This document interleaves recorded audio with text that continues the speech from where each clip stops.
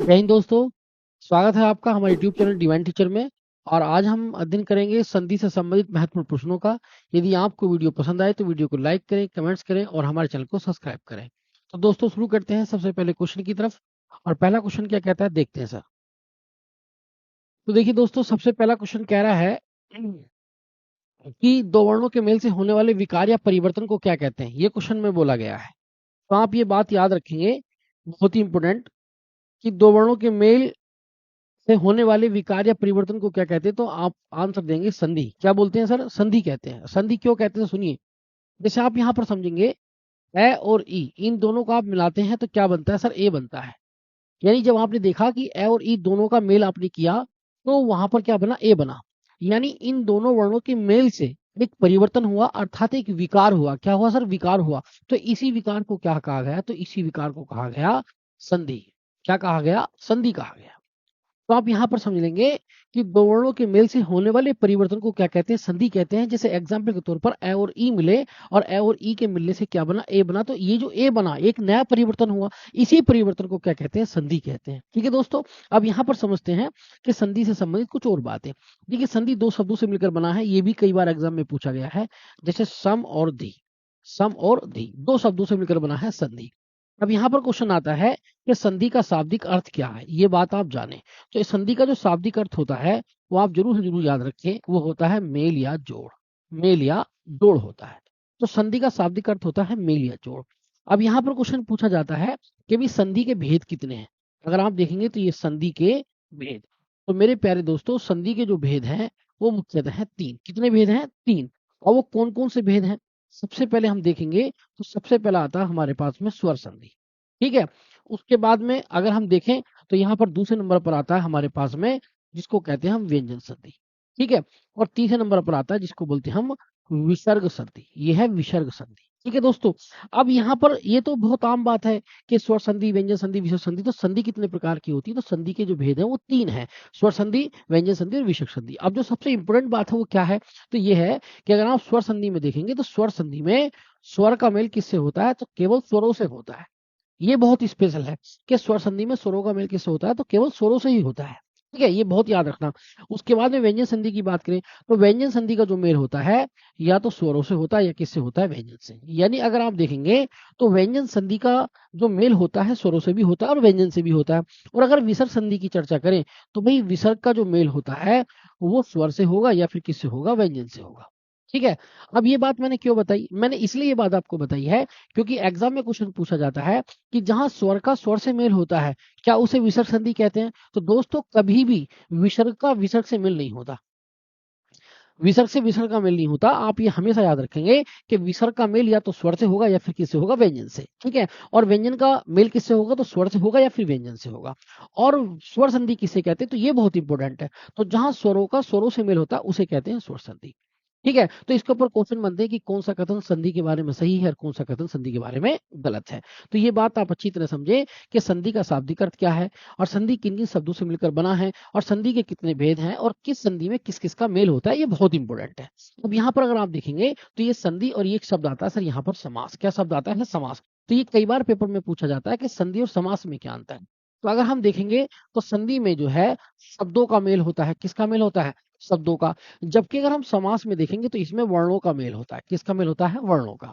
तो ये क्वेश्चन कई बार पूछा गया एग्जाम में कि जहां वर्णों का मेल हो उसे संधि कहते हैं और जहां पदों का मेल हो या शब्दों का मेल हो उसे क्या कहते हैं? तो सर समास कहते हैं। ठीक है। पक्षों के मेल को समास कहते हैं और वर्णों के मेल को क्या कहते हैं? तो संधि कहते हैं। ठीक है सर, अब आगे देखते हैं अच्छी तरह से अगला क्वेश्चन हमारे सामने क्या कह रहा है। देखिए दोस्तों, अगले क्वेश्चन की तरफ बढ़ते हैं। तो अगला क्वेश्चन हमारे सामने कह रहा है कि संधि के कितने भेद होते हैं, यानी संधि कितने प्रकार की होती है। तो अभी मैंने आपको बताई संधि कितने प्रकार की होती है। दोस्तों संधि होती है आपकी तीन प्रकार की। कितने प्रकार की होती है? तीन। और मैंने आपको बताई, नंबर एक स्वर संधि, नंबर दो व्यंजन संधि और नंबर तीन विसर्ग संधि। इसके बाद में दोस्तों हम अगले क्वेश्चन की तरफ चलते हैं। तो अगला क्वेश्चन में कह रहा है क्या कि निम्नलिखित में से एक कथन गलत है। अब उस कथन को चुनना है कि कौन सा कथन गलत है। तो ये बहुत इंपॉर्टेंट है सर, कौन सा वाला कथन गलत है ये आपको बताना है। तो सबसे पहली लाइन में कह रहा है कि दो स्वरों के मेल से उत्पन्न विकार को स्वर कहते हैं। तो ये लाइन बिल्कुल सही है। क्यों? क्योंकि दो स्वर आपस में मिलते हैं। यहाँ जहां पर दोनों स्वरों का मेल होगा यानी स्वर स्वर का मेल होगा वहां पर स्वर संधि होगी। ये बात बिल्कुल सही है। मैंने भी बताया कि स्वर संधि में स्वरों का स्वरों से मेल होता है। इसके बाद में देखेंगे दो वर्णों के मेल से होने वाले विकार को संधि कहते हैं। ये लाइन भी सही है, क्योंकि हमने पढ़ा दो वर्णों के मेल से होने वाले परिवर्तन को क्या कहते हैं, संधि। ये भी बात बिल्कुल सही है। अगली बात पढ़ते हैं, विसर्ग के साथ विसर्ग के मेल से उत्पन्न विकार को विसर्ग संधि कहते हैं। तो ये बात गलत है। मैंने भी आपको बताया कि कभी भी विसर्ग के बाद में विसर्ग नहीं आता दोस्तों, ये कभी नहीं हो सकता। यानी विसर्ग के बाद विसर्ग नहीं आ सकता। अर्थात आप याद रखेंगे कि विसर्ग का जो मेल होगा या तो स्वर से होगा या फिर किससे होगा, व्यंजन से होगा। तो याद रखेंगे जहां विसर्ग का मेल स्वर या व्यंजन से हो वहां विसर्ग संधि होगी, लेकिन जहां विसर्ग का मेल विसर्ग से हो वहां कभी विसर्ग संधि नहीं होगी। इसलिए हमारा ये वाला ऑप्शन बिल्कुल गलत होगा। अगला बात करते हैं, तो व्यंजन से स्वर हो या अथवा व्यंजन का मेल हो तो व्यंजन संधि होती। तो ये बात बिल्कुल सही है, क्योंकि मेरे प्यारे भाई व्यंजन संधि किसे कहते हैं, जहां पर व्यंजन का मेल या तो स्वर से हो जा या फिर किससे हो जा, व्यंजन से। तो वहां कौन सी संधि होती है, आपकी व्यंजन संधि होती है। ठीक है दोस्तों, तो इसलिए हमारा ऑप्शन नंबर सी बिल्कुल गलत है। ठीक है, तो ये याद रखेंगे। ठीक है दोस्तों, इसके बाद हम अगले क्वेश्चन की तरफ बढ़ते हैं, बहुत आराम से सीख सकते हैं। अगला क्वेश्चन देखते हैं सर, अगला क्वेश्चन क्या है। तो यहाँ पर कह रहा है सर संधि तीन प्रकार की होती है। ठीक है, अब इनमें से कोई एक प्रकार बताओ जो संधि का भेद नहीं है। तो संधि के तीन भेद बताए। नंबर एक मैंने आपको बताया स्वर संधि, नंबर दो व्यंजन संधि, और नंबर तीन क्या होता है, विसर्ग संधि। ये तीनों संधि के भेद हैं। लेकिन अगर आप बात करेंगे तो ये जो अनुस्वार संधि है ये संधि का भेद नहीं है। तो ऑप्शन नंबर ए आपका बिल्कुल सही जवाब होगा। मैंने आपको बताया संधि के कितने भेद हैं, तीन, स्वर, विसर्ग और आपका व्यंजन। ठीक है, अनुस्वार संधि ये संधि का भेद नहीं है। ठीक है दोस्तों, इसके बाद में हम अगले क्वेश्चन की तरफ बढ़ लेते हैं। देखिए यहां से अगले क्वेश्चन की तरफ बढ़ते हैं। तो अगला क्वेश्चन क्या कह रहा है सर, ये कह रहा विपद जमा जाल बराबर विपद जाल में कौन सी संधि है। विपद जमा जाल बराबर विपद जाल में कौन सी संधि है, तो मैं आपको बताता हूं इसके अंदर कौन सी संधि है दोस्तों। तो आप याद रखेंगे इसके अंदर व्यंजन संधि है। कौन सी संधि दोस्तों, व्यंजन संधि। अब आप सोचेंगे सर व्यंजन संधि क्यों है, तो मैं आपको बताता हूं। यहां पर एक शब्द है तय, और तय के नीचे क्या लगा है सर, हलंत लगा है। क्या लगा है, हलंत लगा है। और जो हलंत के साथ लिखे जाते हैं वो केवल व्यंजन ही लिखे जाते हैं। तो व्यंजन लिखे जाते हैं, इसलिए इसमें कौन सी संधि होगी, व्यंजन संधि। ठीक है, अब इसके अलावा भी समझिए, आप ये पहचान कर सकते हैं कि अगर आधे जय आता है, क्या आता है, आधा जय।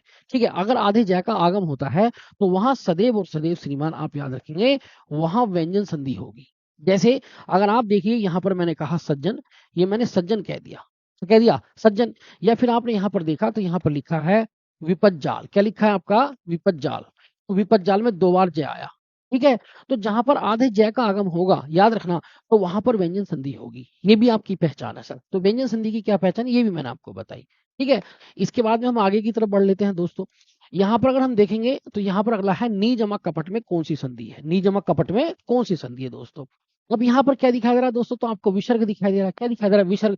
तो विसर्ग संधि में ही केवल विसर्ग संधि का प्रयोग होता है। अर्थात आप याद रखेंगे कि विसर्ग का प्रयोग केवल विसर्ग संधि में ही किया जाता है, इसके अलावा किसी भी संधि में विसर्ग का प्रयोग नहीं किया जाता।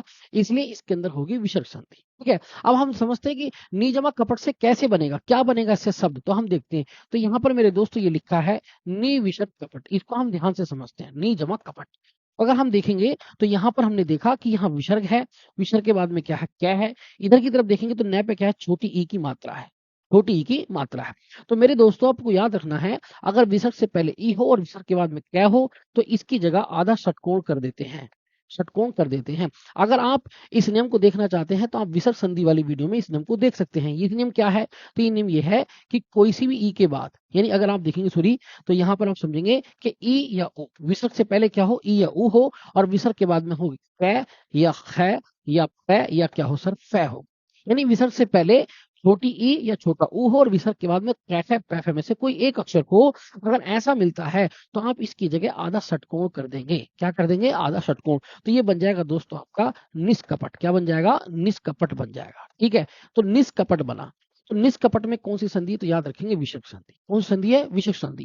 अब इसके बाद में आप एक बात और समझ लीजिए, अगर किसी शब्द में आधा षटकोण लिखा हुआ आता है, क्या लिखा हुआ आता है सर, आधा षटकोण लिखा हुआ आता है, तो आप वहां पर इंपोर्टेंटली विसर्ग संधि लगाएं। जैसे हम आपको बताते हैं, जैसे हम आपको कहेंगे, बोले भी दुष्कर्म, ये दुष्कर्म शब्द दे दिया मैंने, दुष्कर्म में आधा षटकोण वाला सा है तो विसर्ग संधि होगी। मैंने आपके सामने कहा, बोले भाई यहाँ पर मैंने, यहाँ पर एक शब्द कह रहे हैं हम, बोले बहिष्कार, ये मैंने बहिष्कार शब्द लिख दिया। अब बहिष्कार में भी कौन सी संधि है? तो सर आपकी विसर्ग संधि होगी। तो विसर्ग संधि की एक पहचान आपको मिल जाएगी क्या, कि अगर शब्द के बीच में आपको षटकोण वाला स अगर आधा मिलता है तो आप समझ लेना वहां पर विसर्ग संधि होगी। जैसे एक शब्द और इंपोर्टेंट है, जैसे आप देखेंगे तो ये है आपका दुष्कर्म। क्या लिखा हमने? दुष्कर्म है, बहिष्कार है, या निष्कपट है, या फिर क्या है? निष्पाप। जैसे हम देखेंगे यहाँ पर हमने लिखा निष्पाप, ये निष्पाप हो गया सर। तो ये बात बहुत इंपॉर्टेंट समझनी है कि विसर्ग संधि की क्या पहचान है। तो विसर्ग संधि की ये मैंने आपको एक स्पेशल पहचान बताई। चलिए दोस्तों, इसके बाद में हम अगले शब्द की तरफ चलते हैं और अगला शब्द हमारे पास में क्या है उसे देखते हैं। ठीक है, इससे आपको शॉर्ट तरीका भी मिलता रहेगा। जैसे यहाँ पर दे रखा है कि बोली संघार है एक शब्द। अब संघार शब्द में संधि विच्छेद कीजिए। संघार शब्द का क्या कीजिए? संधि विच्छेद। तो मेरे प्यारे भाई, अगर आप देखेंगे ये लिखा है संघार, तो मैं आपको इसकी एक ट्रिक बताता हूँ। क्या ट्रिक है? कि अगर कभी भी अंकी बिंदी आती है, क्या आती है? अंकी बिंदी। अगर किसी भी शब्द के ऊपर अंकी बिंदी आती है अर्थात अनुस्वार आता है, तो वहां आप इंपोर्टेंट याद रखेंगे अनुस्वार होने पर कि भाई उसके अंदर व्यंजन संधि होगी। क्या होगी? व्यंजन संधि। तो सबसे पहली तो बात आपको याद रखनी है कि अगर किसी शब्द के ऊपर अंकी बिंदी आती है यानी अनुस्वार आता है, तो वहां पर व्यंजन संधि होगी सदैव और सदैव। ठीक है, जैसे एग्जाम्पल के तौर पर समझते हैं। जैसे मैंने आपके सामने कहा संयोग है, मैंने कहा श्रीमान आपका संवाद है, मैंने आपके सामने कहा बोले जी सर संसार है, या फिर मैंने आपके सामने कहा बोले सर ये लिख रहा है संतोष। ठीक है, तो जहां भी अंकी बिंदी का प्रयोग हो रहा है वहां सर व्यंजन संधि होगी। ठीक है, अब क्वेश्चन आता है कि सर क्या ऐसे शब्दों का संधि विच्छेद हम कैसे कर सकते हैं? तो दोस्तों ऐसे शब्दों का संधि विच्छेद हम बहुत आसानी से कर सकते हैं। तो कर सकते हैं, तो उसके लिए मैं शॉर्ट ट्रिक आपको बता रहा हूं। तो शॉर्ट ट्रिक ये है कि अगर अंकी बिंदी आ रही है तो सर उसकी जगह आप क्या कर दीजिए? मैं कर दीजिए। अंकी बिंदी के स्थान पर क्या कर दिए? मैं। तो ये हो जाएगा सम, वो भी हलंत के साथ, और प्लस ये हो जाएगा हार। तो इसकी संधि विच्छेद रहेगी सम जमा हार। और सर ये हलंत के साथ होना चाहिए, इसलिए हमारा जो आंसर होगा वो सर ऑप्शन नंबर ए होगा। आप इसको कभी जवाब मत देना, क्योंकि ये भी समजमा हार है, ये भी समजमा हार है, और ये व्यंजन संधि है, इसलिए इसमें जो मैं है वो हलंत के साथ लिखा जाएगा। इसी प्रकार से अगर आप संयोग का बनाना चाहते हैं तो संयोग का आप कर सकते हैं सम जमा योग कर सकते हैं। इसी तरीके से अगर आप संवाद का बनाना चाहते हैं तो आप कर सकते हैं सम जमा वाद। यानी आपको मैं बताना चाह रहा हूं कि जितने भी अंकी बिंदी वाले शब्द आपको मिलेंगे तो उन सभी में व्यंजन संधि होगी, और उनका जब आप संधि विच्छेद करेंगे तो संधि विच्छेद करने का सबसे बेहतरीन तरीका ये है कि सर आप अंकी बिंदी के स्थान पर मैं लगा दीजिए आधा, और बाकी ऐसे लिख दीजिए। सर बिल्कुल करेक्ट होगा सर। सर बिल्कुल बहुत आसान है सर। ठीक है, उम्मीद आपको मेरी वीडियो पसंद आ रही होगी दोस्तों। इसके बाद में दोस्तों हम अगले क्वेश्चन की तरफ चलते हैं। अगला क्वेश्चन समझते हैं। तो मेरे प्यारे भाई, अगला क्वेश्चन है महेंद्र। क्या है सर? महेंद्र में कौन सी संधि है? महेंद्र का संधि विच्छेद कीजिए। ठीक है, तो मेरे भाई मैं आपको बताता हूं, महेंद्र का संधि विच्छेद होगा महाजमा इंद्र। क्या होगा? महाजमा इंद्र। महाजमा इंद्र होगा। अब देखते हैं महाजमा इंद्र क्यों होगा। तो मेरे भाई हा में क्या है? बड़ा आ। उसके बाद में क्या दोस्तों? ई है। अब यहां पर आता है कि आ के बाद ई हो। आ के बाद अगर ई होगा तो दोस्तों ए बच जाएगा। क्या बन जाएगा? ए बच जाएगा। अगर आ के बाद ई आता तो ए बन जाएगा। ये गुण संधि का नियम है। किसका नियम है? गुण संधि का। अगर आप देखेंगे कि कोई से भी आ के बाद और कोई सा भी आपको ई मिलता है तो दोस्तों वो ए बन जाएगा। और कोई से भी दोस्तों आ के बाद में कोई सा भी ऊ मिलता है, क्या मिलता है? ऊ मिलता है, तो दोस्तों वो आपका ओ बन जाएगा। ये आप जरूर याद रखें। ठीक है, अब मैं आपको एक ट्रिक भी बताऊंगा बहुत बेहतरीन सी। तो आपने देखा कि भाई यहाँ आ के बाद ये है तो ए बनेगा, तो जब इसको ए बनाएंगे तो ये हो जाएगा आपका महेंद्र। क्या हो जाएगा दोस्तों? ये हो जाएगा महेंद्र। क्या हो जाएगा? महेंद्र। तो महेंद्र का संधि विच्छेद हो जाएगा महाजमा इंद्र। ठीक है, और इसमें कौन सी संधि है? तो गुण संधि के नियम है। तो इसमें कौन सी संधि होगी? तो दोस्तों ये होगी गुण संधि। कौन सी संधि होगी? आपकी गुण संधि होगी। ये होगी गुण संधि। तो महेंद्र में गुण संधि है, और इसका जो विच्छेद होगा वो होगा महाजमा इंद्र। और महाजमा इंद्र जो दोस्तों वो आपको डी ऑप्शन में दे रखा है सर, महाजमा इंद्र। अब मैं आपको कुछ ऐसी रोचक बातें बताता हूँ जो आपके लिए बहुत उपयोगी है। सुन लीजिए मेरी बात। सबसे पहली जो इसमें ट्रिक आप सीखेंगे, क्या है ट्रिक? तो इसमें ट्रिक ये सीखेंगे बहुत अच्छी आसान तरीके से, कि अगर केवल ए से एडी वाला कोई अक्षर आता है, ए से एडी वाले जितने भी अक्षर हैं, जैसे हम देखेंगे, जैसे मैंने आपके सामने लिखा सत्येंद्र, मैंने आपके सामने लिखा नरेंद्र। ठीक है, मैंने आपके सामने लिखा सर आपका महेंद्र।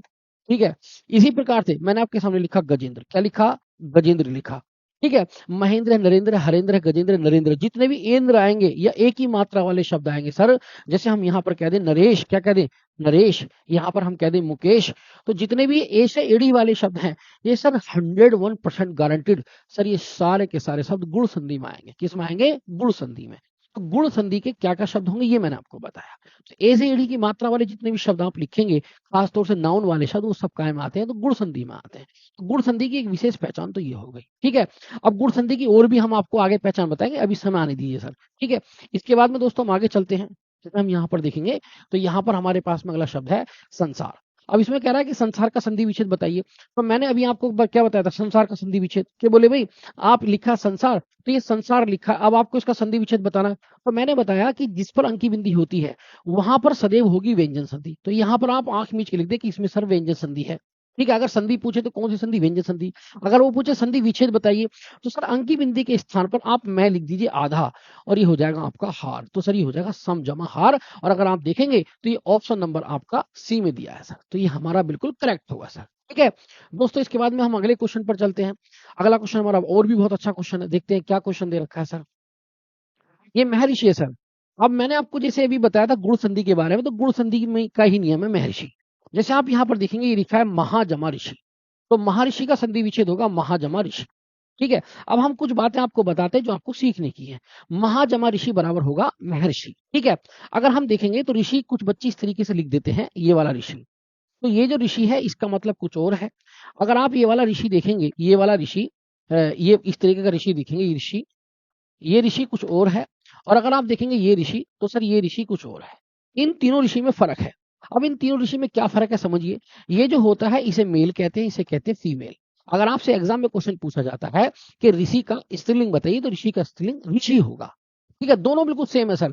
अगर बड़ी लगा देंगे तो स्त्रीलिंग बन जाएगा, छोटी लगा देंगे तो पुल्लिंग बन जाएगा। अब आप सोचेंगे सर ये क्या है, तो आप ये समझेंगे ये जातिवाचक है। क्या है ये जातिवाचक संज्ञा है। तो ये भी कई बार आता है कि ऋषि की जातिवाचक संज्ञा ऋषि है, इसका मेल क्या है सर फीमेल क्या है। तो बहुत सारे बच्चे जब संधि विच्छेद करते हैं तो इस वाले का प्रयोग करते हैं। नहीं सर, संधि विच्छेद में सिंपल लिखना है, और जब हम इसकी संधि करेंगे तो रै की मात्रा लगा के करेंगे। कैसे होती है तो सुन लीजिए, मैं आपको ये तो मैंने आपको पहचान बताई। अब हाँ में सर ये आ रहा है सर बड़ा, यहाँ पर आ रहा है सर ऋषि ऋषि, तो सर रूल ये है कि ये सर अर हो जाएगा। ये गुण संधि का नियम है। जब हा निकल गया तो दोस्तों है कैसा बचा, आधा। जब आप ए लगाएंगे तो है हो जाएगा पूरा। क्यों, क्योंकि स्वर व्यंजन को पूरा कर देता है। उसके बाद में आप लगाएंगे आधा रे, उसके बाद में लिखेंगे सही सी, ये हो जाएगा सर महर्षि। अब महर्षि को हम इस तरीके से लिख सकते हैं दोस्तों, ऐसे करके मैं है और सी, इस तरीके से महर्षि, महर्षि हो गया। अब यहाँ पर एक बात हम आपको खास बताएंगे, बहुत इंपॉर्टेंट, उन बातों को समझिए।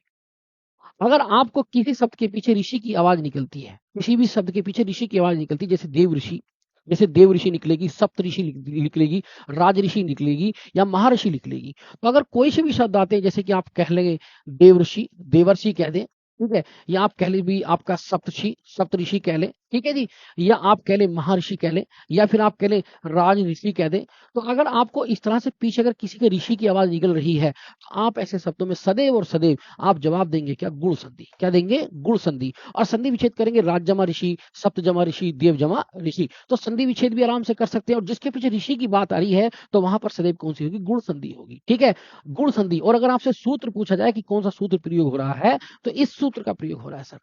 और ये सूत्र किसका, तो सर ये गुण संधि का सूत्र है। ठीक है दोस्तों, तो ये बहुत ही इंपॉर्टेंट है सर, इसको आप जरूर से जरूर याद रखें। चलिए दोस्तों, इसके बाद में हम अगले क्वेश्चन की तरफ चलते हैं। उम्मीद आपको मेरी बात समझ में आ रही होगी। दोस्तों अगर वीडियो पसंद आ रही तो वीडियो को शेयर करें। अगला आ रहा है सर बहुत इंपॉर्टेंट। अगला क्या कह रहा है सर, ये बहुत इंपॉर्टेंट कह रहा है कि निम्नलिखित में से कौन सा व्यंजन संधि का उदाहरण नहीं है। व्यंजन संधि का उदाहरण नहीं है। अब देखिए व्यंजन संधि किन किन शब्दों में हो सकती है, तो व्यंजन संधि की क्या पहचान है।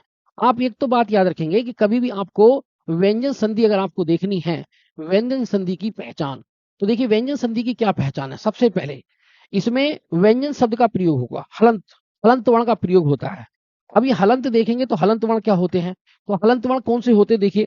अगर किसी शब्द में आधे लय का प्रयोग हो रहा है, आधे जय का प्रयोग हो रहा है, आधा डमरू का प्रयोग हो रहा है, अणा खाली का, या डमरू का प्रयोग हो रहा है, या अणय का प्रयोग हो रहा है, या नय का प्रयोग हो रहा है, या आपके मैं का प्रयोग हो रहा है, ठीक है, या आधे टे टमाटर का प्रयोग हो रहा है, या इसी प्रकार से अगर हम देखेंगे आधे आधे च का प्रयोग हो रहा है, किसका, आधे च का। तो अगर किसी शब्द में इतने चीजों का आधे में प्रयोग हो रहा है, यानी वो शब्द हलंत के साथ लिखे हुए मिल रहे हैं शब्दों के बीच में, तो समझ लें वहां सर 99.99% यानी बहुत कम मात्रा में ऐसा होगा जो व्यंजन संधि नहीं होगी, वरना 101% सर व्यंजन संधि होगी।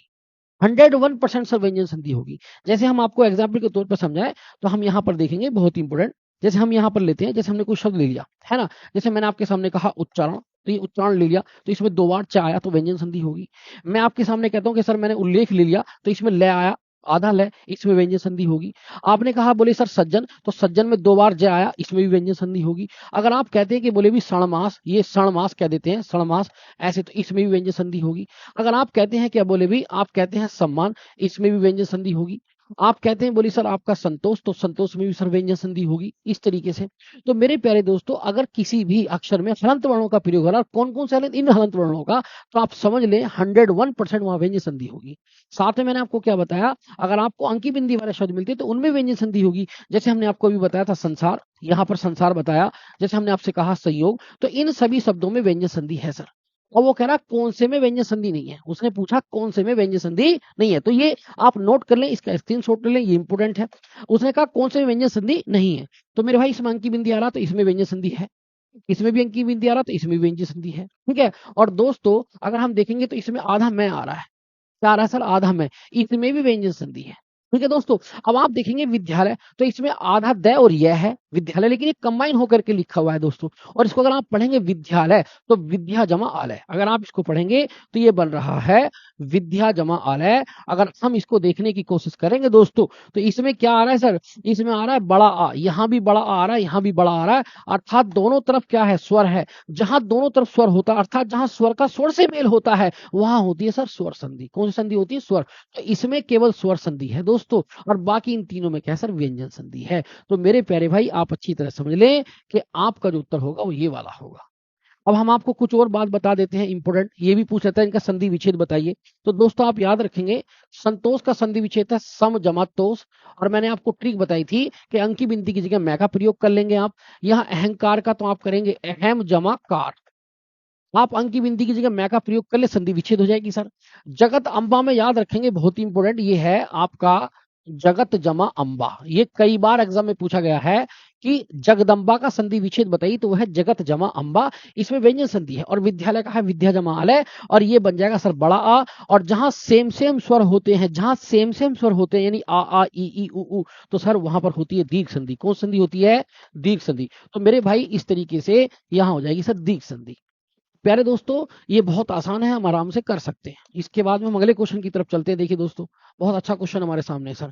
ये कह रहा है निष्पाप में कौन सी संधि है, ठीक है। निष्पाप में कौन सी संधि है, तो सर इसमें विसर्ग का प्रयोग हो रहा है। और विसर्ग का प्रयोग केवल किस संधि में किया जा सकता है, तो केवल विसर्ग में ही किया जा सकता है, और यही आपका क्या होगा सर, आंसर होगा, ठीक है। तो विसर्ग का प्रयोग केवल विसर्ग संधि में होगा, तो यही आपका क्या हो जाएगा, आंसर। ये मैंने आपको बताया। उसके बाद में आप ये समझे निष्पाप का क्या बनेगा, ये लिखा है नी, और ये लिखा है श्रीमान आपका पाप, ये लिखा है सर, ठीक है। तो आप देखेंगे यहाँ विसर्ग से पहले क्या है, ई है, उसके बाद में क्या दिखाई दे रहा है आपको, पै दिखाई दे रहा है। अगर विसर्ग से पहले ई हो और विसर्ग के बाद में कैफ है या पैफ है में से कोई एक अक्षर हो, तो इसकी जगह आधा षटकोण वाला स बना देते हैं सर। षटकोण वाला क्या बनाते हैं सर, स। तो ये हो जाएगा आपका निष्पाप, क्या हो जाएगा सर, निष्पाप। तो ये निष्पाप बन जाएगा।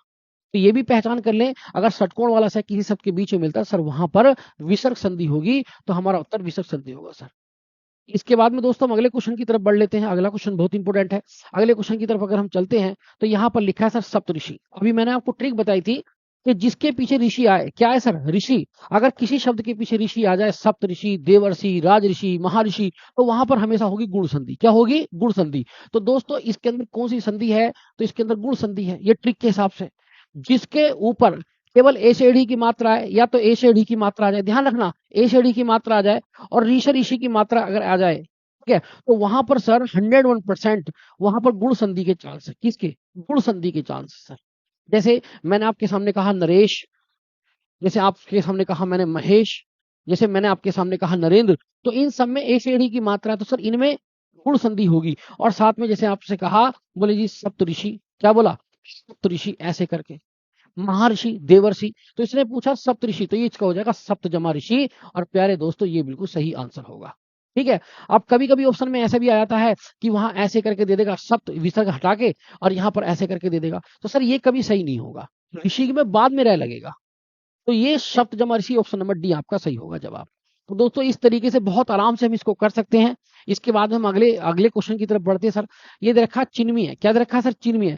चिन्मय में कौन सी संधि है, तो सर आप आंख बंद करके लगा सकते हैं कि सर इसमें व्यंजन संधि है। क्यों, क्योंकि मैंने कहा था जो हलंत वर्ण होते हैं, जो आधे वर्ण होते हैं, वो दोस्तों केवल व्यंजन संधि में ही प्रयोग किए जाते हैं, ठीक है। अब चिन्मय का संधि विच्छेद क्या होगा, तो ये भी समझ लीजिए, तो ये याद रखना, ये है चित जमा मय, चित जमा मय, ठीक है। आपसे ये भी पूछा जाएगा कि इसमें किस सूत्र का प्रयोग हुआ है, तो सूत्र भी देख लीजिए।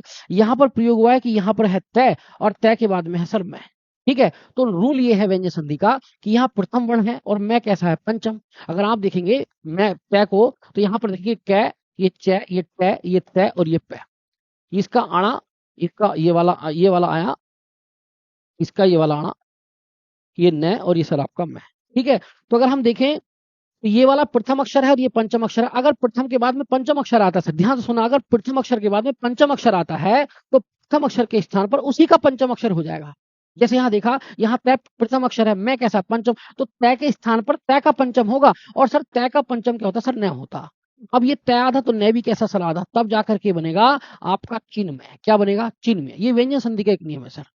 व्यंजन संधि का नियम ये है बहुत इंपॉर्टेंट, व्यंजन संधि का ये बहुत इंपॉर्टेंट नियम है कि अगर मान लीजिए, अगर प्रथम के बाद में पंचम अक्षर आता है तो प्रथम की जगह प्रथम का पंचम हो जाएगा। ध्यान से समझना सर, तो ये बहुत आसान है। तो इस तरीके से इस ये होगा चित्त जमा, यानी कि चित्त जमा मैं। ठीक है दोस्तों, इसके बाद में हम अगले क्वेश्चन की तरफ बढ़ लेते हैं, बहुत इंपॉर्टेंट सर।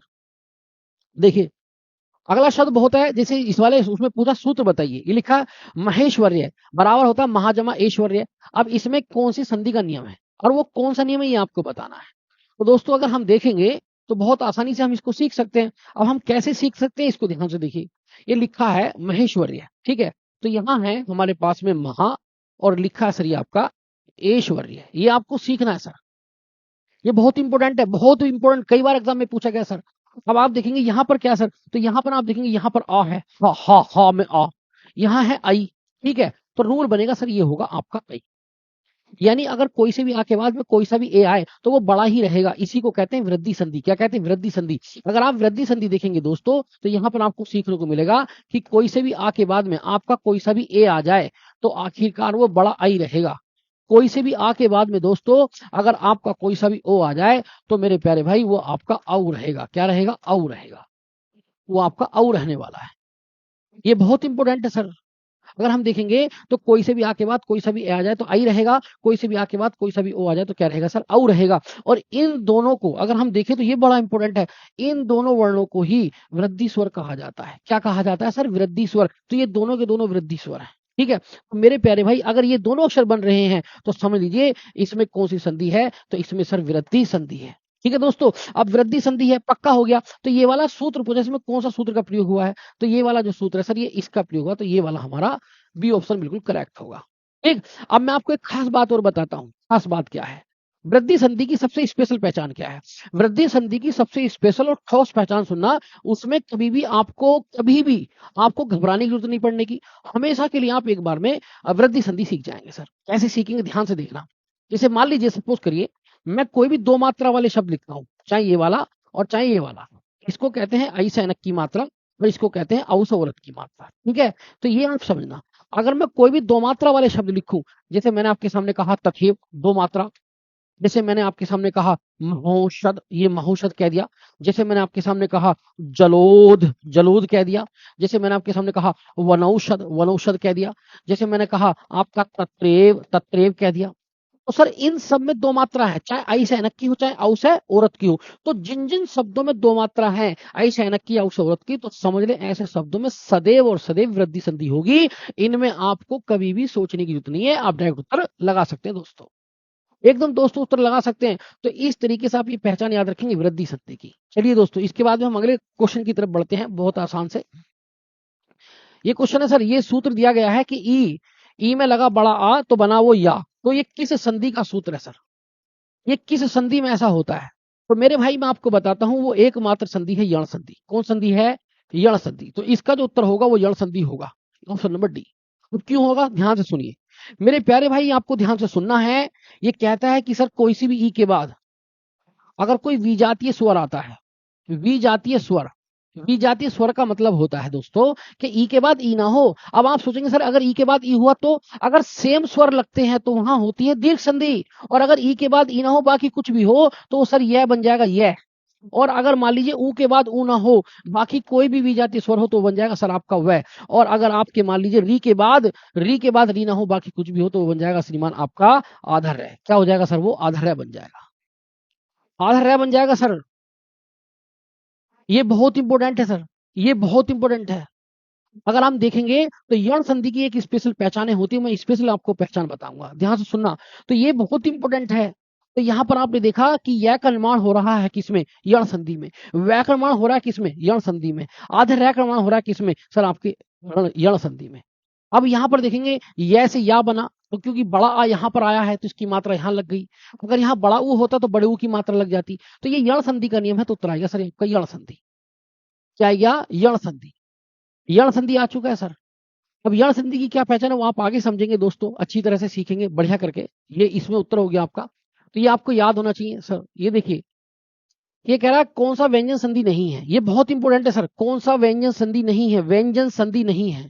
तो मेरे भाई मैंने आपको बताया था, व्यंजन संधि में बताया था कि व्यंजन संधि में जो वर्ण होते हैं वो हलंत होते हैं, और अंक की बिंदी वाले भी क्या होते हैं, व्यंजन होते हैं। जैसे हम देखेंगे तो यहाँ पर इसमें आधा ध्याय अर्धय आ रहा है, तो सर ये भी व्यंजन संधि है। इसमें आधा क्या आ रहा है, तो ये भी व्यंजन संधि है। इसमें आधा ध्याय और दया आ रहा है, तो ये भी व्यंजन संधि है। आप ये समझ लें कि व्यंजन संधि में अगर आप देखेंगे तो व्यंजन संधि में अगर आपको आधा लय मिल जाए, आधा ध्याय और दय मिल जाए, आधा च और छ मिल जाए, या आधा च मिल जाए, या आधा आपको जय मिल जाए, ठीक है। अगर हलंत वाले वर्ण आपको आधे मिल जाते हैं तो मेरे प्यारे दोस्तों ऐसे शब्दों में सदैव और सदैव व्यंजन संधि रहेगी, या आपको अंकी बिंदी वाला शब्द मिल जाए। जैसे हम आपको बताते हैं, यहाँ पर मैंने आपके सामने लिखा उद्धार, ये उद्धार लिखा। मैंने आपके सामने श्रीमान आपका उद्धत लिखा।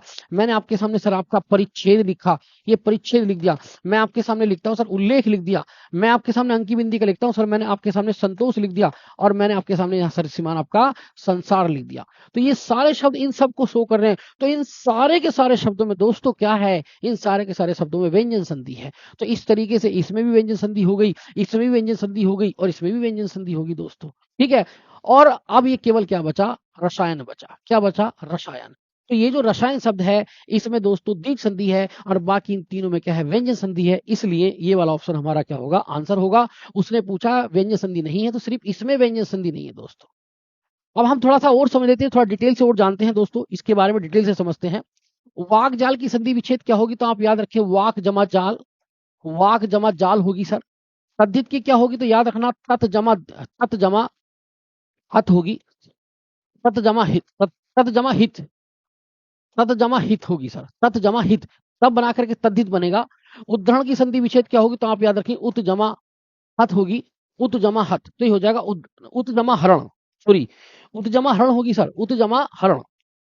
ये उत जमा हरण होगी सर, तो उत जमा हरण, उत जमा हरण होगी। और रसायन की क्या होगी, तो ये होगा रस जमा आयन, रस जमा आयन, ये रस जमा आयन होगी सर। तो रसायन की संधि विच्छेद होगी रस जमा आयन। कुछ बच्चे करते हैं रस जमा आयन, तो आयन नहीं, रस जमा आयन होगी। रस जमा आयन, ये इंपोर्टेंट है सर। तो आप याद रखेंगे तत् जमा हित बराबर तद्धित, वाक जमा जाल बराबर वाक जाल, और उत जमा हरण बराबर उद्धरण। अब ये रूल क्या है, इस रूल को भी थोड़ा देख लीजिए। रूल ये है कि अगर मान लीजिए तय या दय के बाद अगर है हल आता है, क्या आता है सर, है हल आता है। अगर तय या दय के बाद है हल आता है तो इन दोनों को आधे ध्य और दय में बदल दिया जाता है। ये सर व्यंजन संधि का नियम है, ये मैंने व्यंजन संधि में आपको पढ़ाया है। आप डिस्क्रिप्शन में जाकर के उस वीडियो को देख सकते हैं सर। तो आधा ध्य और दय, जैसे आप देखेंगे तो मैंने आपके सामने कहा ये तत् जमा, ये लिखा तत् जमा हत, ठीक है। या तत् जमा मैंने कह दिया हित, तत् जमा हित कह दिया। तो यहाँ तय है, यहाँ है, तो इन दोनों की जगह आधा दय और दय हो जाएगा। तो ये बन जाएगा आपका, ये आपका बन जाएगा आपका सर तद्धित। क्या हो जाएगा सर, तद्धित। अब जैसे आप देखेंगे यहाँ पर मैंने कहा बोले सर उत, और ये लिखा मैंने सर आपके सामने हरण, तो यहाँ तय के बाद में है, तो इन दोनों की जगह आधा दय और दय हो जाएगा। तो ये हो जाएगा उद्धरण। क्या हो जाएगा सर, ये आपका उद्धरण हो जाएगा। ये व्यंजन संधि का नियम है, बहुत इंपॉर्टेंट है। अब मैंने आपको एक शब्द लिया रसायन, तो इसके ऊपर एक शब्द और बहुत बहुत ज्यादा मात्रा में पूछा जाता है। आप उस शब्द को जरूर ध्यान देना दोस्तों। वो शब्द क्या है, जैसे हमने आपके सामने बताया, ये लिखा है रसायन। तो रसायन की जो संधि विच्छेद मैंने आपको बताई है, तो ये दोस्तों होगी आपकी रस जमा आयन। ये रस जमा आयन होगी दोस्तों। और इसमें कौन सी संधि, ध्यान से देख लें, स में छोटा आ है, उसके बाद भी छोटा आ है, तो बराबर बनेगा बड़ा आ। और इसमें हो जाएगी दोस्तों आपकी दीर्घ संधि, क्योंकि जहां पर दोनों तरफ स्वर सेम मिलते हैं वहां पर दीर्घ संधि होती है। तब जाकर के छोटा छोटा बड़ा, तो ये हो जाएगा रसायन। अब इसमें एक इंपोर्टेंट शब्द है, उस इंपोर्टेंट शब्द को समझना दोस्तों, वो बहुत इंपोर्टेंट है, वो बहुत बार एग्जाम में पूछा जाता है। उस शब्द का नाम है रामायण। ये सर रामायण शब्द है सर, ये बहुत बार एग्जाम में आया सर। रामायण का संधि विच्छेद बताइए सर, बहुत इंपोर्टेंट है। तो दोस्तों आप यहाँ ध्यान से देखेंगे तो रामायण का संधि विच्छेद होगा, वो होगा राम जमा आयन। राम जमा आयन होगा दोस्तों, राम जमा आयन। अब आप सोच रहे हैं गुरु जी यहाँ तो अण है, यहाँ न क्यों लिया आपने, इसका भी एक राज है सर। तो यहाँ ध्यान से देखिए, पहले हम इसको बनाते हैं कैसे। हम जब इसको बनाएंगे दोस्तों, तो यहाँ मैं में क्या है, छोटा आ है, यहाँ भी छोटा आ है, तो बराबर वो बनेगा श्रीमान आपका बड़ा आ। जब हम इसको लिखेंगे, ये हो जाएगा रामा, और ये हो जाएगा न, रामायण। तो यहाँ ये वाला इसका बनेगा उत्तर। लेकिन मैं कह रहा हूँ कि सर रामायण बनेगा, क्यों बनेगा? ये एक रूल है सर, और वो रूल क्या कहता है, उस रूल को समझिए। रूल कहता है दोस्तों कि अगर य के बाद में न आ रहा है, सर क्या आ रहा है, य के बाद में क्या आ रहा है, न, तो य के बाद में आने वाले न को अण में बदल देते हैं। ये वर्तनी का नियम है। तो ये हो जाएगा रामायण, ये रामायण हो जाएगा सर। अब देखो, मुझे पता है आपके पेट में कुछ लोगों के बाद पची नहीं सर, हजम नहीं हुई, कि कैसा क्यों हो रहा है सर, तो मैं आपको समझाता हूँ। देखिए, अगर हम देखेंगे तो ये बात आप समझे, इसका स्क्रीनशॉट ले ले अच्छी तरह से। जैसे आपको कुछ लोगों को बात नहीं पची, आप लोग कहते हैं, बोले साहब ऋण, तो ऋण नहीं होने का, ये हो जाएगा सर आपका ऋण। क्या हो जाएगा सर? ऋण हो जाएगा। आपने कहा, बोले जब साहब सीता का हरण हो गया, तो हरण नहीं होता सर, वो होता हरण। क्या होता? हरण होता है। क्या होता? हरण। तो ऋण हो गया, हरण हो गया सर। जैसे आप देखेंगे यन यन, तो यन कोई शब्द नहीं होता, ये होता है यण, यण शब्द होता है सर। अब आप देखेंगे तो यहां पर नियम ये है कि बोले री के बाद है के बाद, री के बाद है के बाद, य के बाद अगर न की ध्वनि आती है, तो उसकी शुद्ध वर्तनी है अण में बदल देते हैं। अब आप सोचिए सर, ये क्या रहेगा फिर? इनको क्या बोलेंगे? हम तो खूब बोलते हैं कि शाबाश, हमने रामायण देखी, और रामायण में तो आज रावण जो सीता को ले गो, तो रावण सीता को ले गो, तो उसका कर को हरण, तो हरण होएगा भैया। तो हरण क्यों हुआ है? तो मेरे भाई हरण कुछ नहीं होता, हरण हुआ है। तो ये जो आप शब्द बोल रहे हैं हरण, ये तद्भव शब्द है। कैसा है? ये तद्भव शब्द है। और ये कैसा है? ये तत्सम शब्द है। और जो शुद्ध शब्द होते हैं दोस्तों, वो तत्सम वाले होते हैं। तो इस शब्द में कितना राज है, ये मैंने आपको बताया दोस्तों। अगर दोस्तों वीडियो पसंद है, तो वीडियो को लाइक करें, कमेंट्स करें, और आप हमारे चैनल को सब्सक्राइब करें दोस्तों। इसके बाद में हम आगे की तरफ बढ़ते हैं दोस्तों, अच्छी तरह से समझते हैं एक एक शब्द को। जैसे यहाँ पर आप देखेंगे, दीर्घ स्वर संधि छांटिए। दीर्घ संधि छांटनी है सर। तो दीर्घ संधि की पहचान ये है, बड़ी इंपोर्टेंट। दीर्घ संधि की पहचान अगर मैं आपको बताता हूं, तो जब आप उसको पढ़ेंगे, तो उसमें बीचों बीच बड़ा आ, बड़ी ई और बड़े ऊ का आगम होगा। बड़ा आ, बड़ी ई, बड़े ऊ का आगम होगा। जैसे आप देखेंगे, बोले साहब वधुत्सव, वधुत्सव बड़े ऊ का आगम हो रहा है, बड़े ऊ का आगम हो रहा है सर। जैसे आप देखेंगे, यहाँ पर वधुत्सव हो गया। यहाँ पर देखेंगे, यहाँ पर आप देखेंगे ई का, जैसे आप देखेंगे नदीश, बड़ी ई का आगम हो रहा है सर बीच में। आप आ को देखेंगे, जैसे आप देखेंगे महात्मा, क्या देखेंगे? महात्मा, बड़ा आ रहा है सर बीच में। आप देखेंगे परमात्मा, परमात्मा देखेंगे, परमात्मा, इसमें बड़ा आ रहा है। तो बीच जब शब्द को पढ़ते हैं, शब्द को पढ़ते समय, तो एकदम वजन सा लगेगा सर। और जब वजन सा लगेगा, तो समझ लो उसमें क्या है, उसमें सर आपकी दीर्घ संधि है। अब एक बात देखते हैं, जब हम इसको पढ़ेंगे, तो मैंने आपको बताया देवेंद्र, और देवेंद्र मारिए एक ही मात्रा, और जहां एक ही मात्रा आएगी, तो वहां पर होगी सर गुण संधि। कौन सी संधि? गुण संधि। और मैंने ट्रिक बताई, देवेंद्र, महेंद्र, गजेंद्र, हरेंद्र, नरेंद्र है। देवेंद्र, महेंद्र, हरेंद्र, नरेंद्र, गजेंद्र, नरेश, मुकेश, सुरेश, तो ऐसे शब्दों में हमसे गुण संधि होगी दोस्तों। उसके बाद मैंने एक इंपोर्टेंट शब्द बताया कि अगर किसी के पीछे ऋषि आता है, महर्षि, देवऋषि, सप्तऋषि, राजऋषि, तो वहां भी कौन सी संधि होगी दोस्तों? गुण संधि। ठीक है, तो यहां पर तो होगी गुण संधि एक ही मात्रा की वजह से, यहां भी गुण संधि होगी। तो दोस्तों केवल उत्तर क्या बचा आपका? ये बचा ग्रीश। अगर आप पढ़ेंगे वजन दारा शब्द लगेगा ग्रीश, ग्री जमा ईश, तो दोस्तों इसकी संधि विच्छेद होगी ग्रीश, यानी कि आपका गिरी और जमा ईश। तो अगर हम देखेंगे, तो यहाँ पर बड़ी ई और यहाँ भी बड़ी ई, तो आखिर क्या बनेगी? बड़ी ई। तो ये होगी सर आपकी कौन सी? ये दीर्घ संधि होगी दोस्तों। दोस्तों इसके बाद हम अगले शब्द की तरफ बढ़ते हैं। अगला शब्द हमारा और भी इंपोर्टेंट है सर, बहुत इंपोर्टेंट शब्द है सर। ये देखिए, ये लिखा निश्चल। अब निश्चल शब्द लिखा है सर, ये लिखा निश्चल। निश्चल शब्द लिखा में किस प्रकार की संधि है निश्चल में? तो मैं आपको कुछ बातें बताता हूं, बहुत इंपोर्टेंट, किस प्रकार की संधि है। तो सर इसमें सदैव और सदैव विसर्ग संधि है। अगर आप देखेंगे, तो आप देखेंगे निश्चल की संधि नी और विसर्ग, ये लिखा है सर आपका चल, ये चल लिखा है सर, नी विसर्ग चल है। अब ये क्या रूल है? तो रूल ये है, अगर विसर्ग के बाद में च आता है, क्या आता है सर? विसर्ग के बाद में च आए, तो आप विसर्ग की जगह सलजम वाला स कर देंगे, वो भी आधा। तो जब आप इसको करेंगे, तो ये हो जाएगा आपका निश्चल, ये हो जाएगा सर निश्चल। तो निश्चल में संधि है विसर्ग संधि, और विसर्ग संधि में इसका जो टूटेगी, वो काय में टूटेगी? नी जमा चल में टूटेगी सर। अब विसर्ग संधि की क्या और कुछ पहचान? बोले हाँ सर। अब उन शब्दों को समझिए। तो सर उन शब्दों की पहचान ये है, आप याद रखें, अगर आपको मिलता है धनुष, संकार, ऐसे करके, आपको मिलता है सर आपका बहिष्कार, आपको मिलता है सर आपका दुशासन, ये दुशासन मिलता है, आपको मिलता है सर आपका निस्संदेह, निस्संदेह मिलता है, या आपको मिलता है सर निस्सार शब्द मिलता है। क्या मिलता है? निस्सार। या आपको शब्द मिलता है सर आपका पुस्तक। क्या मिलता है? पुस्तक। इन सभी शब्दों में आपको एक बात कॉमन मिलेगी, क्या? कि हर शब्द में कोई सा ना कोई सा स आधा है। कोई सा ना कोई सा स क्या है सर? आधा है। तो अगर कोई सा ना कोई सा शब्द आधा होता है, कोई सा ना कोई सा स क्या होता है? आधा। तो समझ लिए अगर कोई सा स आधा है, चाहे षटकोण वाला, चाहे सपेरे वाला, चाहे सलजम वाला, अगर कोई सा भी स आधा प्रयोग हो रहा है तो सर वहां पर 101% गारंटेड सर वहां पर होगी कौन सी संधि? विशेष संधि होगी। ठीक है। अब इसमें कुछ अपवाद भी होते हैं, जैसे कि देखेंगे आप पुस्तकालय, पुस्तकालय को पढ़ेंगे वजनदार शब्द है पुस्तक जमा आलय। ठीक है। तो ऐसे करके चीजों को समझ सकते हैं सर। तो दोस्तों निश्चल में ये ध्यान रखना सर, ये रूल है, मैंने आपको सब पढ़ाए हैं। आप प्ले लिस्ट पे जाकर के इसको ध्यान से देख सकते हैं। अगला देखेंगे सर, यहाँ पर अगला शब्द क्या कह रहा है सर? तो अगला शब्द कह रहा है बहुत इंपोर्टेंट, कि भाई आपका कौन सा यण यण संधि में नहीं है, यण में। अब देखिए यण संधि की खास बात क्या है।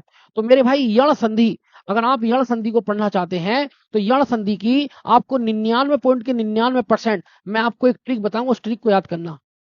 यानी कि कुछ शब्द ऐसे हैं जिस पर ये ट्रिक काम नहीं करेगी सर, कुछ शब्द ऐसे जिन पर ये ट्रिक काम नहीं करेगी, वरना सर ये 100% शब्दों पर काम करेगी सर। और वो कौन से शब्द है वो भी मैं आपको जिक्र करूंगा, तो ध्यान से सुनना। अगर मान लीजिए वह और यह से पहले, इनसे पूर्व अगर आधा अक्षर आ जाए, क्या आ जाए? आधा अक्षर। अगर यह और वैसे पहले आधा अक्षर हो, ध्यान रखना, यह और वैसे पहले आधा अक्षर हो, आधा अक्षर हो इंपोर्टेंट, और स्वर भी दे रखा हो, और आधा अक्षर हो, इनसे पहले स्वर हो, तो मेरे भाई वहां पर होगी यण संधि। या फिर अगर मान लीजिए शब्द में त्रय तरसूल का प्रयोग हुआ तो वहां पर यण संधि होगी। तो त्रय तरसूल के प्रयोग से यण संधि होगी, यह और वैसे पहले आधा अक्षर हो तो भी यण संधि होगी। दोस्तों ये ध्यान रखना। जैसे हम यहाँ पर दिखाते हैं आपको, मैंने आपके सामने कहा मात्रानंद, तो मात्रानंद में है। आपसे कहा मैंने मात्रादेश, मात्रादेश कहा।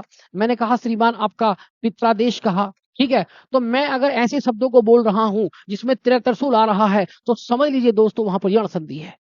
उसके बाद में अगर मैं आपके सामने कह रहा हूं सर प्रत्येक, तो ये से पहले आधा अक्षर है। मैं आपके सामने कह रहा हूं सर इस तरीके से अत्याचार, तो ये से पहले आधा अक्षर है। आपसे मैं कह रहा हूं कि सर ये लिख रहा है अन्वय, तो अन्वय वैसे पहले आधा अक्षर है। अगर आप देखेंगे तो ये लिख रहा है सर आपका स्वागत, तो स्वागत से पहले वैसे पहले आधा अक्षर है। तो मेरे प्यारे भाई अगर यह और वैसे पहले आधे अक्षर आते हैं तो यण संधि होने के 99.99% चांस है सर। अब कुछ परसेंट चांस नहीं है। जैसे हम आपको एक शब्द देते हैं, जैसे मैंने आपके सामने एक शब्द रखा, बोले क्या? उस शब्द को देखना। मैंने आपके सामने एक शब्द रखा, बोले वो शब्द क्या है? तो मैंने एक शब्द रखा, मैंने कहा श्रीमान आपका सत्याग्रह, ये शब्द बोला सत्याग्रह। तो आप कहेंगे गुरुजी ये ऐसे पहले आधा अक्षर है, तो बोले यण संधि होनी चाहिए। तो मेरे प्यारे दोस्तों यहाँ पर यण संधि नहीं है, बल्कि सत्याग्रह में दीर्घ संधि है। क्या है? दीर्घ संधि। जब आप पढ़ेंगे सत्या जमा आग्रह, तो यहाँ पर दीर्घ संधि होगी। इसीलिए तो मैं कह रहा हूं सर शॉर्ट ट्रिक के चक्कर में मत पड़िए, वरना वो शॉर्ट टाइम तक ही रहेगी फिर निकल जाएगी। आप जो है बेसिक कंसेप्ट को जानिए, और उसके लिए आप वीडियो की पूरी वीडियो देखिए, जो मैंने संधि की आपको पढ़ाई है बढ़िया करके समझ में आएंगे, एक एक चीज आपको समझ में आएगी। आपको ये पता चल जाएगा कि सर शॉर्ट ट्रिक निकली कहां से है, बहुत इंपॉर्टेंट है। जैसे हम देखेंगे यह है स्वच्छंद, ये लिखा है स्वच्छंद, तो मैंने आपको बताया सर इसमें कौन सी संधि है, तो आप आंख बंद करके लगा सकते हैं सर। क्या? व्यंजन संधि। क्यों लगा सकते हैं? क्योंकि मैंने आपको बताया था आधा छ आ जाए, आधा द आ जाए, आधा ल आ जाए, या आधा न आ जाए, आधा अण आ जाए, आधा डमरू आ जाए, अगर ये आधे शब्द आते हैं हंस के साथ लिखे जाते हैं तो आप कुछ भी मत करिए, आंख बंद करके क्या लगा दीजिए? व्यंजन संधि लगा दीजिए। ठीक है। इसके बाद में दोस्तों हम अगले शब्द की तरफ चलते हैं। अगला शब्द भी हमारे पास बहुत इंपॉर्टेंट है। जैसे हम यहाँ पर देखेंगे, ये लिखा है जगन्नाथ। क्या लिखा है दोस्तों? ये जगन्नाथ लिखा है। कई बार पेपर में आया सर जगन्नाथ शब्द की संधि विच्छेद बताइए, जगन्नाथ में कौन सा है? तो सबसे पहले हम देखेंगे तो इसमें आधा न आ रहा है, तो आधा न आने की वजह से सर इसमें व्यंजन संधि हो गई। अब हम जगन्नाथ को समझते हैं, तो ये लिखा है जगत जमा नाथ, इसकी संधि विच्छेद होगी जगत जमा नाथ से होगी। इसकी संधि विच्छेद क्या होगी दोस्तों? जगत जमा नाथ से। यहां देखेंगे ये तय है, ये तय के बाद में क्या? न है। यहाँ तय है, यहाँ पर क्या है? न। तो संधि का नियम ये है व्यंजन संधि का, कि यहाँ प्रथम अक्षर हो, यहाँ पर क्या हो? पंचम अक्षर। अगर प्रथम अक्षर का मुकाबला पंचम अक्षर से होता है तो इसके स्थान पर इसी का पंचम हो जाएगा। अगर हम देखेंगे तो इसी का पंचम क्या होता है? तो तय का पंचम होता है न। क्या होता है? न। अब ये तय आधा, तो न भी कैसा? आधा। जब हम इसको लिखेंगे तो जय गय आधा न आत है, ये हो जाएगा सर आपका जगन्नाथ। तो दोस्तों ये बनेगा जगन्नाथ। तो जगन्नाथ में कौन सी संधि है? व्यंजन संधि। और जगन्नाथ का संधि विच्छेद क्या होगा? तो ये होगा जगत जमा नाथ। और ये संधि का रूल है सर, व्यंजन संधि का, ये ध्यान समझे। इसके बाद में दोस्तों हम अगले शब्द की तरफ चलते हैं। अगला शब्द भी बहुत इंपॉर्टेंट है। जैसे हम यहाँ पर देखेंगे तो यहाँ पर है दीर्घ स्वर संधि का उदाहरण निम्नलिखित में से कौन सा है? दीर्घ स्वर संधि का, तो चलिए दोस्तों देखते हैं दीर्घ स्वर संधि का। इसमें ये से पहले आधा अक्षर आ रहा है, तो ये से पहले आधा अक्षर आ रहा है, तो इसमें सर यड़ संधि होगी। यहाँ आधा ले आ रहा है ना सर, आधा हलंत के साथ व्यंजन आ रहा है, आधा ले आ रहा है, तो यहाँ पर मैंने आपको बताया यहाँ पर व्यंजन संधि होगी सर, इसमें व्यंजन संधि हो गई। उसके बाद में आप देखेंगे रमेश है, मुनेश है, हरेश है, नरेश है, गणेश है, महेंद्र, सतेंद्र, गजेंद्र। तो अगर ऐसे शब्द आते एक ही मात्रा वाले, अगर एक ही मात्रा वाले शब्द आते तो सर वहां 100%, 101% सर वहां गुण संधि होगी। कौन सी? वहां गुण संधि होगी। अब उसमें गुण हो गई, इसमें व्यंजन, इसमें यण हो गई, तो मेरे दोस्तों उत्तर क्या बचा हमारे पास? ये बचा। जब हम इसको देखेंगे ना रामाधार, तो अगर हम पढ़ते तो दीर्घ संधि में भारी भरकम सा शब्द आता है और बीच में बड़ा आ, बड़ी ई, बड़ा हुआ आता है। जैसे हम इसको पढ़ेंगे रामाधार, तो इसको हम पढ़ेंगे राम जमा आधार, तो इसका संधि विच्छेद होगा राम जमा आधार बराबर रामाधार।